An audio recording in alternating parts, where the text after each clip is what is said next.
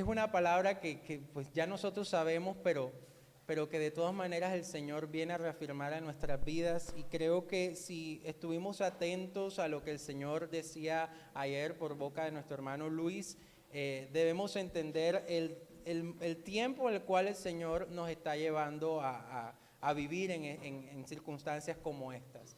Es importante que meditemos acerca de esa verdad que nosotros queremos que las demás personas, aquellas que no conocen del Señor, de verdad puedan afianzar en su vida. El día de ayer, mucha de la palabra que el Señor predicó a través de Luis, el Señor ya me la había dicho esta semana a mí también. Y me encontré en ese momento en una crisis porque sentí que me habían robado la prédica. Pero, no, de verdad, yo le decía a mi esposa ayer, ay Señor, yo no sé qué es lo que quieres hacer, pero exactamente lo mismo que Él estaba diciendo, era lo mismo que el Señor a mí me había estado ministrando en toda la semana. Así que entendí, más allá de lo que uno pueda sentir, porque, ay, ¿ahora qué digo? Sentí que el Señor estaba confirmando una vez más esa palabra, y que definitivamente estamos en la misma sintonía, y el Señor quiere que nosotros como iglesia reflexionemos acerca de esa verdad que el Señor nos ha venido diciendo. Jeremías capítulo 17, en el versículo 9, Jeremías 17, 9, vamos allá un momento. Jeremías capítulo 17, versículo 9, ¿ya lo tenemos? Ok, un versículo muy conocido por todos nosotros, ¿cierto? ¿Esta agua es mía? Sí, ok. Jeremías 17, 9, dice la palabra: el corazón humano es lo más engañoso que hay y extremadamente perverso. ¿Quién realmente sabe qué tan malo es? El corazón humano es lo más engañoso que hay y extremadamente perverso. Palabra por palabra es necesario ir meditando un poco acerca de este versículo que es muy conocido por todos nosotros. En la palabra de Dios vemos que las referencias que ella hace acerca de lo que es el corazón distan mucho de lo que el mundo puede pensar que es el corazón como tal. Más allá de del conocimiento básico que el corazón pues, es un órgano vital en el cuerpo humano, entendemos a la luz de la palabra que el corazón o la referencia que hace la palabra acerca del corazón es ese lugar o esa situación en donde el hombre piensa, decide y siente. Es el corazón en donde se encuentran nuestras emociones, nuestro intelecto, nuestros valores y nuestras decisiones. Así que examinar este versículo a la luz de este concepto es muy valioso, porque es que aquí nos están dando unas características acerca de nuestro corazón que es importante que las tengamos en cuenta y que echemos una revisada, porque parte de lo que está aquí en este versículo, si no es todo el versículo, es una verdad que nosotros siempre queremos afianzar en el evangelismo a las personas que no conocen del Señor, pero que de alguna manera el Señor quiere que como iglesia siempre estemos pendientes acerca de esto, porque nosotros, aunque gracias a Dios venimos aquí, estamos conscientes de que el Señor hizo la obra en medio de nuestras vidas a través de su sangre en la cruz del Calvario, y el Espíritu Santo está en medio de nosotros. Sabemos, y el Señor ha sido claro últimamente en decirnos, que eso no nos exime de alguna manera que si nos descuidamos, entonces no podamos llegar a ser igual o quizás peor a las personas que están fuera. Amén. Y en la palabra lo detalla en este versículo: nuestro corazón es lo más engañoso que hay. Me llama la atención esa primera frase acerca del corazón. Más que cualquier otra cosa, la palabra dice que el corazón es lo más engañoso. Piensa en la persona más engañosa que pueda haber en el mundo. Piensa en la persona que genere más desconfianza en el mundo, en todo el mundo. La cosa que más genere desconfianza, la palabra dice que sobre eso está el corazón de nosotros. Así que estas palabras nos tienen que poner precisamente en alerta y nos tienen que poner a pensar mucho, porque si nuestro corazón tiene esa característica, nosotros tenemos que ver qué dice la palabra acerca de eso y cómo el Señor nos conduce a partir de esa verdad a apreciar un poco más el Evangelio, apreciar la buena noticia de salvación, apreciar que precisamente como decía el Señor ayer, el Señor nos ha sacado de esa condición que, bueno, más adelante voy a tocarla nuevamente, esa condición que Pablo de alguna manera nos mostraba en ese conflicto entre lo que yo quiero hacer, que sé que es correcto, y lo malo que no quiero hacer, pero termino haciendo. Amén. Meditemos en el hecho de que es algo fallido, y encontré ese adjetivo, es algo fallido llevar nuestras vidas de acuerdo a nuestro parecer. Es algo absurdo a la luz de lo que dice la palabra, que es nuestro corazón, entendiendo que es lo más engañoso que hay, confiar la dirección de nuestras vidas a nuestro corazón. Amén. Porque precisamente es lo más engañoso que hay. Vivir mi vida de acuerdo a lo que yo quiero, a lo que yo pienso, a lo que yo siento, teniendo en cuenta que el corazón es donde operan las emociones, las decisiones, los valores, los principios como tal. La toma de decisiones está ahí en el corazón y es lo que la palabra dice que es el corazón humano. Confiar la dirección de mi vida a mi corazón es lo más absurdo que yo puedo hacer. Amén. Por eso este pasaje nos tiene que poner a pensar si realmente en estos momentos mi vida realmente está siendo confiada a mi parecer, a mi corazón, a lo que yo pienso que es lo correcto, o si efectivamente hemos confiado nuestras vidas al Señor. Porque si no es al Señor, entonces estamos en un camino tremendamente peligroso. Estamos viviendo bajo la dirección de lo más engañoso que hay en este mundo, que es nuestro corazón. Amén. Ese mal corazón, como dije, es el que está dirigiendo nuestros pensamientos, nuestras decisiones y emociones. Oiga bien lo que acabo de decir. Ese corazón, ese mal corazón, es el que está dirigiendo nuestro pensar, nuestras decisiones y nuestras emociones. Muchas veces en medio de la iglesia de Jesucristo hay gente que todavía vive bajo su parecer.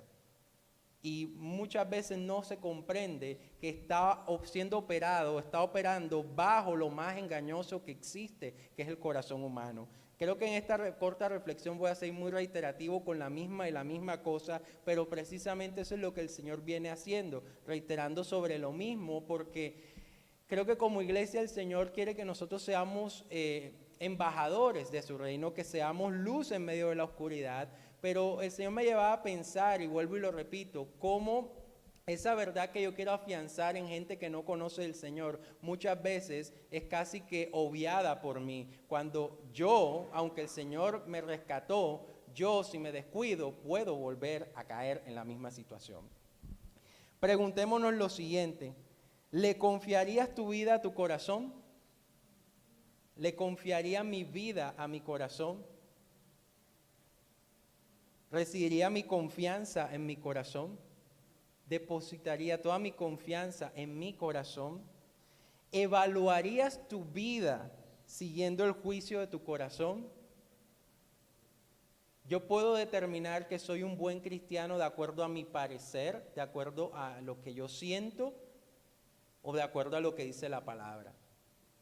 Meditemos mucho en esto porque somos muy fáciles para caer en esta situación. No, pero si yo estoy haciendo las cosas bien. No, pero sí, si yo estoy bien. ¿Tú por qué dices que yo estoy mal? ¿Con qué autoridad tú vienes a decir que yo estoy haciendo las cosas mal para el Señor? Si yo veo mi vida y yo veo que estoy bien. Esa situación es muy familiar para nosotros porque creo que todos de alguna manera muchas veces hemos caído en eso. Cuando viene la palabra y nos exhorta, somos muy fáciles en evaluar nuestra vida a la luz de lo que opera en nuestro corazón. Engaño. Amén. Y además dice la palabra, y lo vierte Jeremías así, dice, y es extremadamente perverso. No solamente nos dice que el corazón es lo más engañoso que hay, sino que además no solamente dice que es perverso, dice que es extremadamente perverso. Si nos damos cuenta, está colocando dos calificativos al corazón humano a un punto extremo. Es no solamente engañoso, es lo más engañoso que hay. Y además no solamente es perverso, es extremadamente perverso.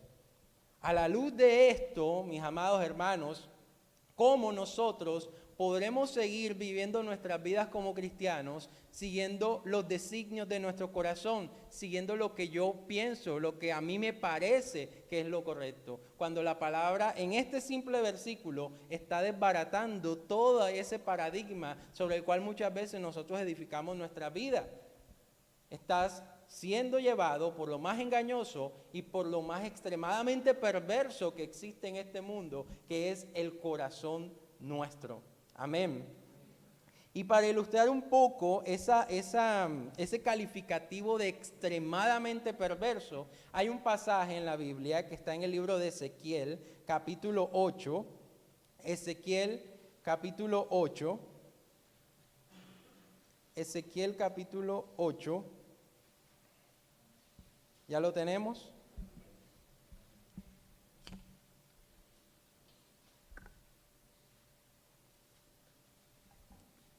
Ezequiel capítulo 8, desde el versículo 1, habla de la idolatría en el templo. Una visión que tiene el profeta Ezequiel de parte del Señor. Vamos a leerla. Dice: después, el 17 de septiembre, durante el 6º año de cautividad del rey Joaquín, mientras los líderes de Judá estaban en mi casa, el Señor soberano puso su mano sobre mí. Vi una figura con apariencia de hombre. De lo que parecía ser su cintura para abajo, parecía una llama encendida. De la cintura para arriba tenía aspecto de ámbar reluciente. Extendió algo que parecía ser una mano y me tomó el cabello. Luego el Espíritu me elevó al cielo y me transportó a Jerusalén en una visión que procedía de Dios. Me llevó a la puerta norte del atrio interior del templo, donde hay un ídolo grande que ha provocado los celos del Señor. De pronto estaba allí la gloria del Dios de Israel, tal como yo la había visto antes en el valle.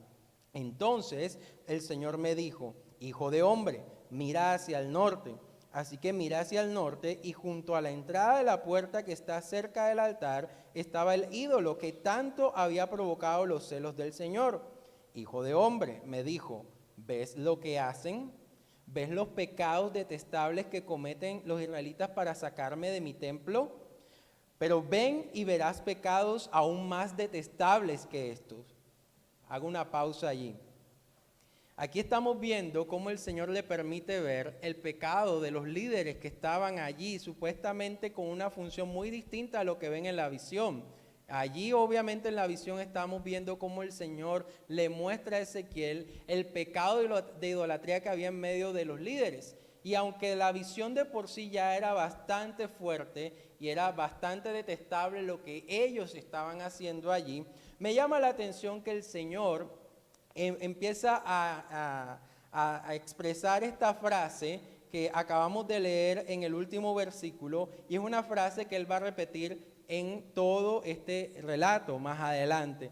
Dice Ezequiel, parafraseando: ven y verás algo aún más detestable que esto. Vamos a ver la gradualidad del pecado de esta gente allí, pero sigamos viendo el relato. Versículo 7. Luego me llevó a la puerta del atrio del templo, donde pude ver un hueco en el muro. Me dijo: ahora, hijo de hombre, cava en el muro. Entonces cavé en el muro y hallé una entrada escondida. Entra, me dijo, y mira los pecados perversos y detestables que cometen allí.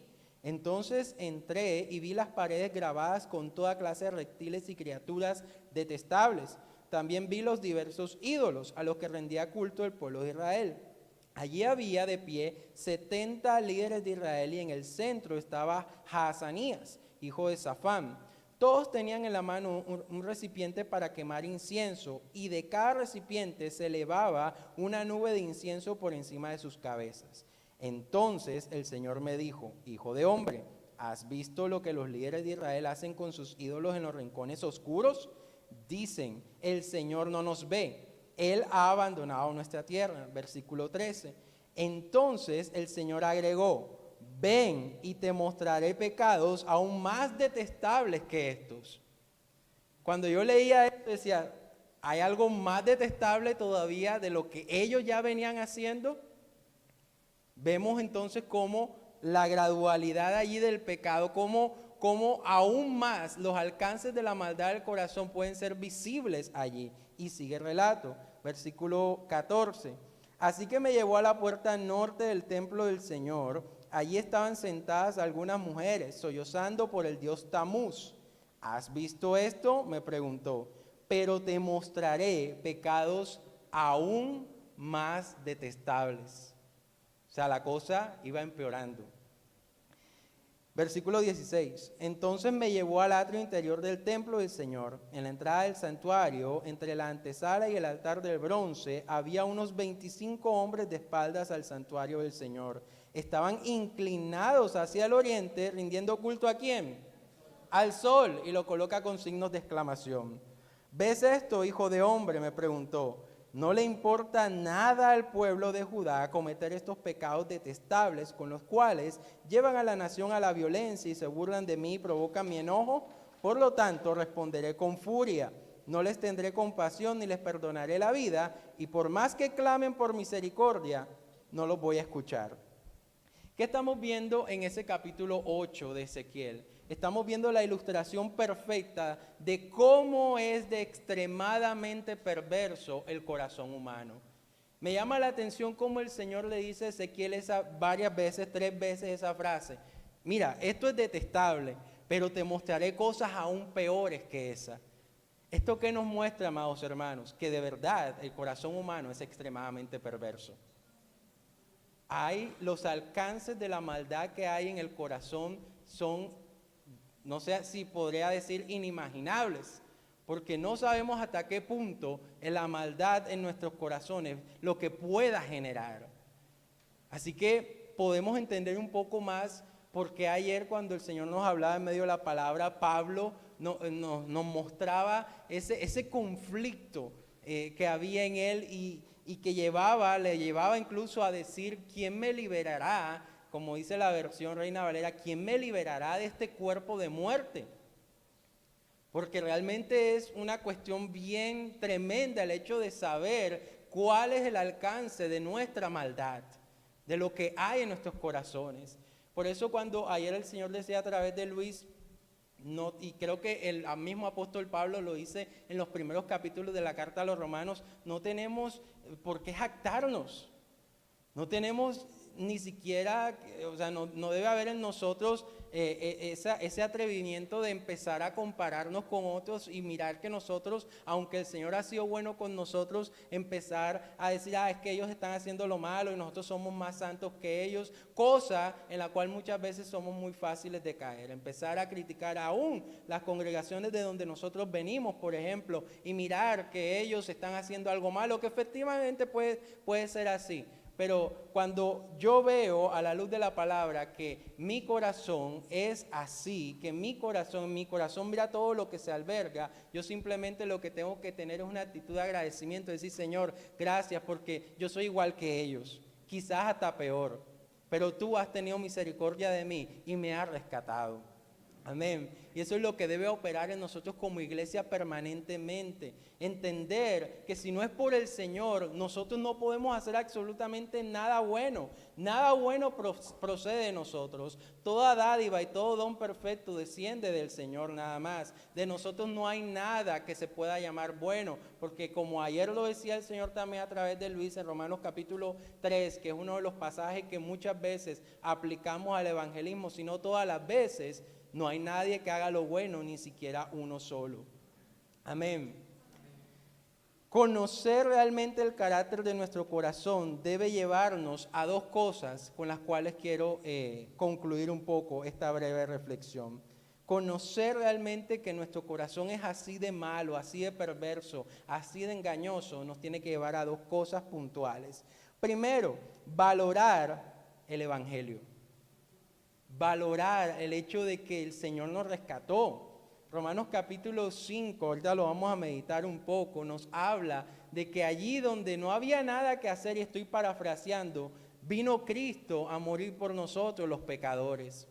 Amén. Valorar el hecho de que si estamos aquí podemos orar, podemos alabar al Señor, podemos levantar nuestra mano y decir santo, santo, santo, Dios Todopoderoso sin ser consumidos. Eso es algo grandioso, es algo milagroso, es la bondad de Dios reflejada sobre nosotros, que somos realmente personas que de las cuales no brota nada bueno. Y que el Señor nos tenga esa misericordia a nosotros, aún después de cometer tantos errores, es algo que nos tiene que llevar a un nivel de humillación, de humildad delante de nuestro Señor. Amén. No somos para nada buenos, no somos para nada personas que tengan la oportunidad de poder compararse con otros y decir, es que yo soy más santo que él. Es que esa iglesia de donde yo vine, esa iglesia sí está mal.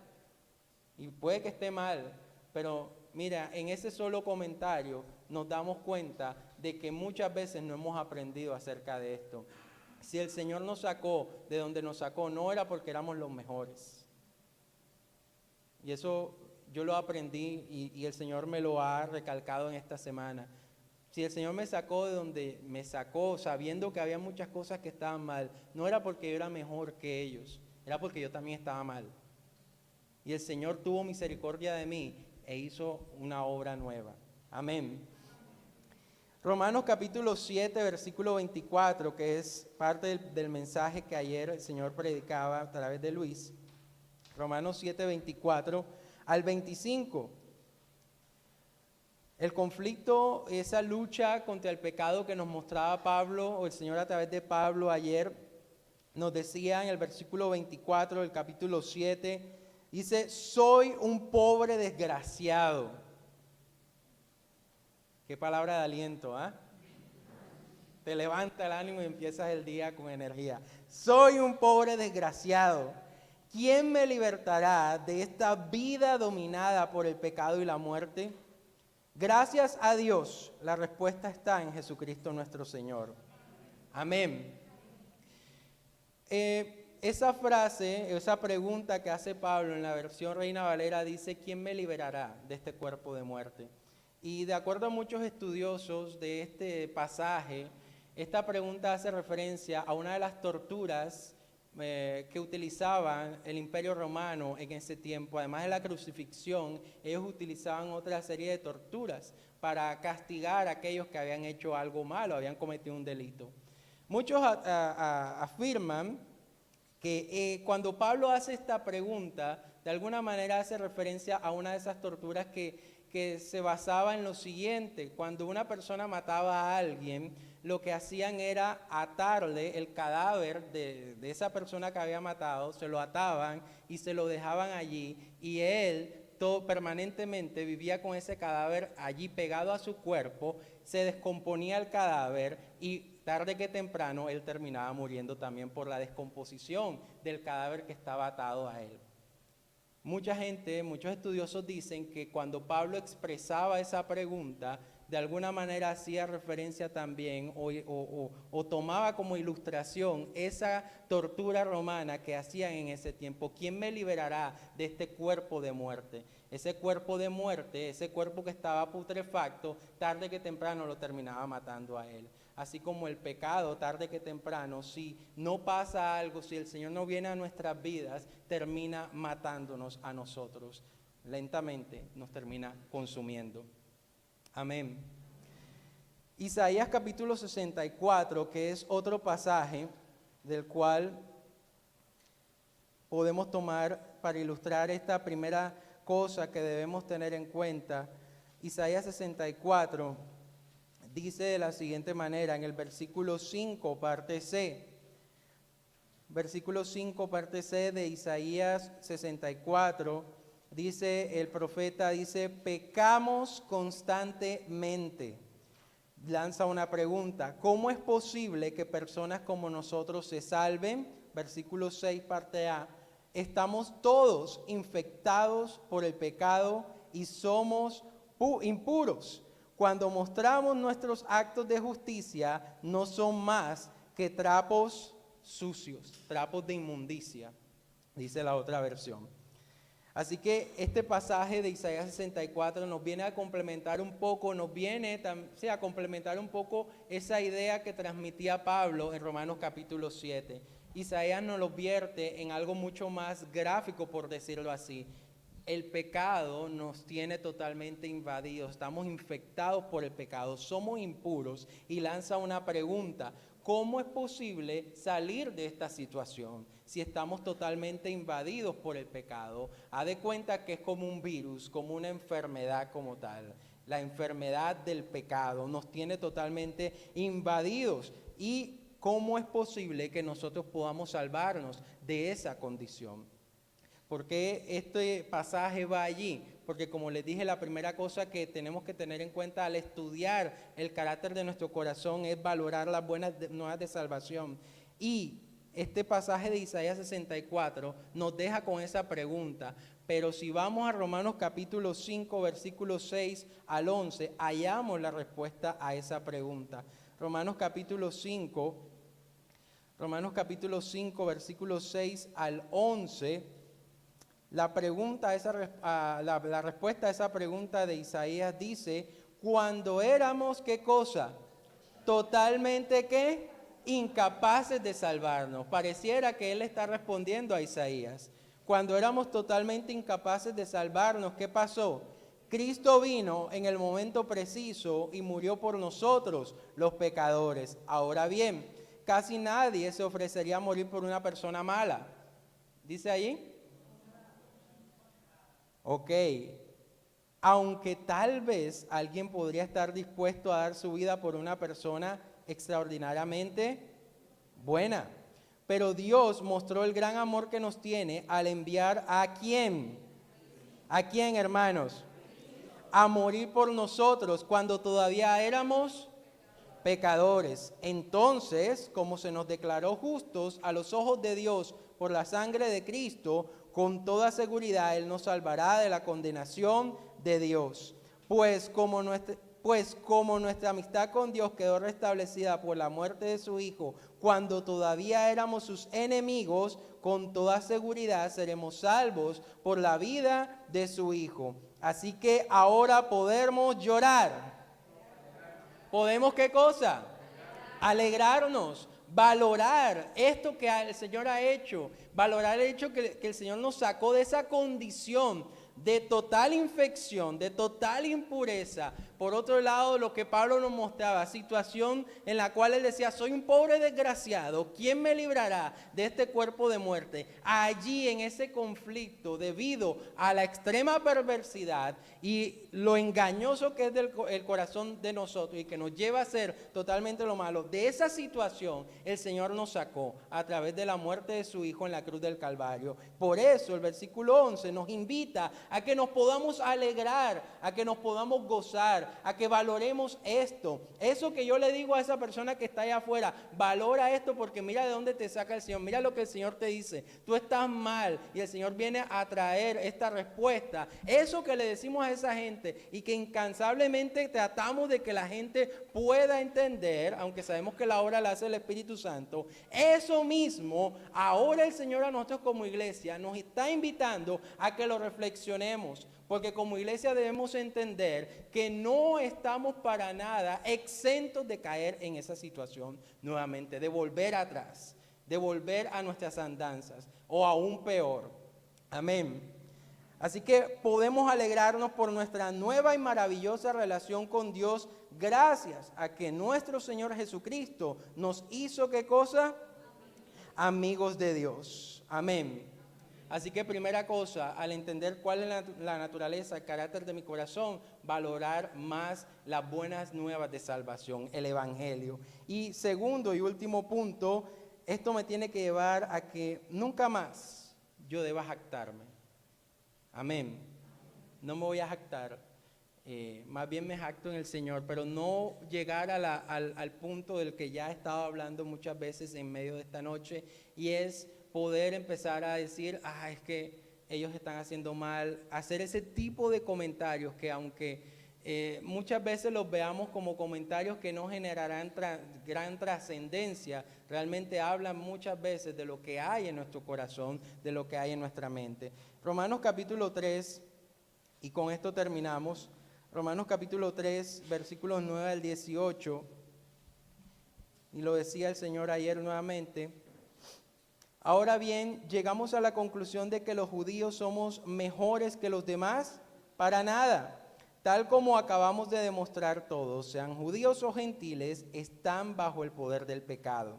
Como dicen las Escrituras, no hay ni un solo justo, ni siquiera uno.